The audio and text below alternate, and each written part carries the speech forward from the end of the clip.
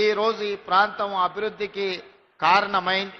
అయితే మిత్రులారా, నిన్న మన కొంతమంది ప్రకటనలు చేస్తున్నారు. నేను నిశితంగా గమనిస్తున్నా. మేము భూపాలపల్లి జిల్లా ఇస్తే కాంగ్రెస్ పార్టీ జిల్లాను రద్దు చేస్తుందని ఒక తప్పుడు విషపు ప్రచారం చేస్తున్నారు.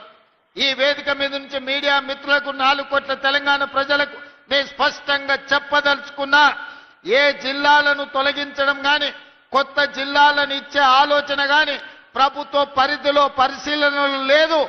ఎన్నడైనా జిల్లాలను పునర్వ్యవస్థీకరించాలి, లేకపోతే రేషనలైజ్ చెయ్యాలి అనంటే బహిరంగంగా ప్రజలకు చెప్పి శాసనసభలో చర్చ చేసి ప్రతిపక్షాల సూచనలు తీసుకున్న తర్వాతనే జిల్లాల గురించి ఆలోచన చేస్తాం.